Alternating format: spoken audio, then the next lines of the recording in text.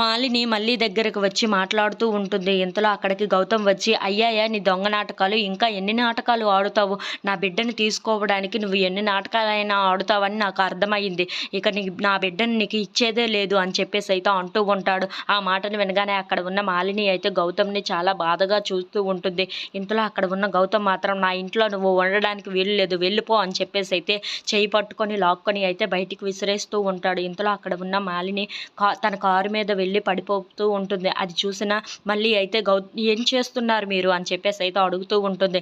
ఆ మాటలు వినగానే అక్కడ ఉన్న గౌతమ్ అయితే, నేను ఏం చేసినా సరే నా బిడ్డ కోసమే చేస్తున్నాను, నా బిడ్డను నేను కాపాడుకుంటాను, ఎలాగైనా సరే కోర్టుకు వెళ్ళైనా సరే నా న్యాయాన్ని నేను తెప్పించుకుంటాను, నా బిడ్డను నేను ఎలాగైనా దక్కించుకుంటాను అని చెప్పేసి అయితే అంటూ ఉంటాడు.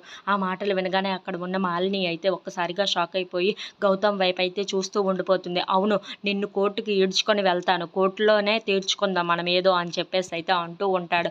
ఆ మాటలు వినగానే అక్కడ ఉన్న మళ్ళీ మాలిని వాళ్ళు అయితే ఒక్కసారిగా షాక్ అయిపోయి అలా చూస్తూ ఉండిపోతారు. ఇంతలో అక్కడ ఉన్న మళ్ళీ అయితే, ఎందుకు ఇలా చేస్తున్నారు గౌతమ్ బాబు అని చెప్పేసి అయితే చాలా బాధపడుతూ ఏడుస్తూ అయితే ఉంటుంది. ఇంతలో అక్కడ ఉన్న మాలిని అయితే సరే అని చెప్పి అక్కడ నుండి వెళ్ళిపోతూ ఉంటుంది. If you like this video please like, share and subscribe.